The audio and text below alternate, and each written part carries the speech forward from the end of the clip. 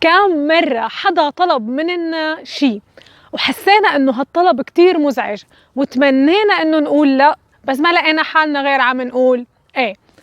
قوة وأهمية إنه نقول لأ وإمتى وكيف نقولها، هذا هو موضوع حلقتنا اليوم. يومكن سعيد، يا رب تكونوا بخير وخلونا نبلش. في جملة لباولو كويلو بتقول: وإنت عم تقول نعم للآخرين اتأكد إنك ما عم تقول لأ لنفسك. سألتوا حالكم شي مرة ليش بنضطر نعمل أشياء نحن عن جد ما بدنا نعملها؟ يمكن لحتى ما نبين أنانيين، يمكن ما بدنا يبين هذا الرفض وقاحة مننا، أو بدنا مثلا الناس اللي حوالينا يكونوا مبسوطين وراضيانين.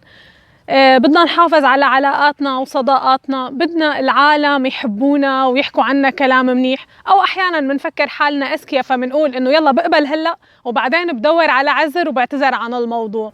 أو أحيانا بفكر إنه هيك أسهل وأريح لراسي، ولهالسبب بنقول إيه وبنفكر إنه هيك كسبنا رياحة راسنا ومحبة الناس. بس النتيجة شو؟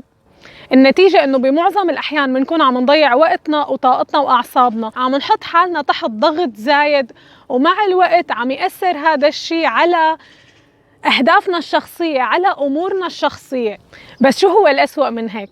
إني أنا لما بقول إيه فكر إني هيك عم حافظ على علاقاتي الاجتماعية وعلى محبة الناس لإلي.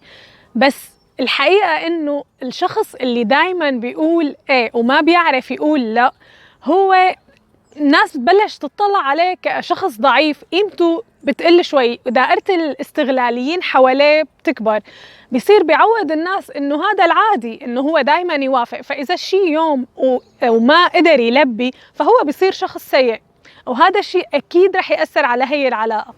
الطريق الاكيد للفشل هو انه نحاول نرضي كل الناس. كلنا بنعرف انه هذا الشيء مستحيل، ارضاء الناس غاية لا تدرك. لهيك لما بينطلب مننا طلب وقبل ما نوافق أو نرفض، قبل ما نقول إيه أو لا، خلونا نسأل حالنا شوية أسئلة. هل موافقتي على هذا الطلب رح تأثر سلباً على أموري الخاصة، أو رح تخليني أقصر بشغلات هي أهم بكتير بالنسبة إلي، أو رح تخليني أفقد تركيزي على أهدافي؟ إذا كانت موافقتي وإني أقول نعم رح تأثر سلباً على نفسيتي، على وقتي، على راحتي، على صحتي، على أهدافي، فأكيد الأفضل إني أقول لا. وهون في شغلة لازم نعرفها: اللي بيجرح الشخص اللي قدامي ما إني قلت له لا، الطريقة اللي قلتها فيها. لهيك كتير مهم إنه نعرف كيف نقول لا بدون ما نجرح حدا، وبطريقة نحافظ فيها على علاقاتنا الاجتماعية. لازم نعرف إنه هي لا هي للطلب مانا للشخص. النقطة الثانية: إذا كان هذا الشخص شخص مهم إلنا ونحن عن جد حابين نلبي الطلب بس عن جد هلأ ما بنقدر، فيا أما بنقترح عليه أفكار ممكن تساعده بحل مشكلته أو بتلبية طلبه، يا أما نلاقي وقت بديل بيناسبني وبيناسبه. مثلا أنا فيني أقول له إني أنا الجمعة الجاية ما بقدر أطلع هذا المشوار، بس فيني ممكن الجمعة اللي بعدها. أو إني مثلا أنا عم بشتغل على مشروع لازم خلصه قبل آخر الأسبوع، فمن الأسبوع الجاي حدد أي وقت بدك إياه أنا بقدر ساعدك. النقطة الثالثة: لا تعطي تبريرات وتوضيحات كتير وإنت عم تقول لا. حاول يكون كلامك واضح ومباشر، لأنه كتر التفسيرات بيفتح مجال للجدل ولسوء الفهم، ولأنه يرجع ينطلب مني الطلب مرة تانية. والنقطة الأخيرة اللي كتير مهمة: إنه إذا كنا شاكين نقول إيه أو لا، فنقول له لهذا الشخص بس أنا بحاجة شوية وقت لأرجع أشوف الشغلات اللي لازم أعملها ورتب وقتي، عطيني لبكرة وأنا برد لك خبر إذا إيه أو لا. فبالأخير إذا قلنا لا بطريقة لبقة حسسنا الشخص اللي قدامنا إنه نحن متعاطفين معه، إنه نحن عنا ظروف عن جد هلأ ما قدرانين إنه نلبي هذا الطلب، بتوقع إنه نحن هيك لا رح نخسر هذا الشخص ولا رح نجرحه. والشخص اللي ما بيقبل إنه نقول له لا وما قدران يقدر وضعنا وظروفنا، هذا شخص رح نخسره هلأ أو بعدين، وصدقوني هذا الشخص ما بيلزمنا.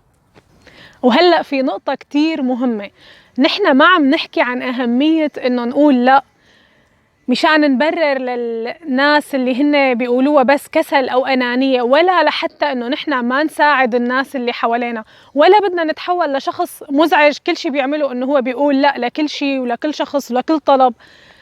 أبداً ما هيك هدفنا.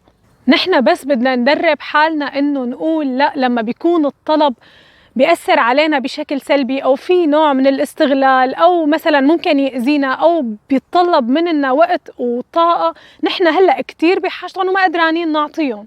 فخلينا نتدرب كيف نقول لا.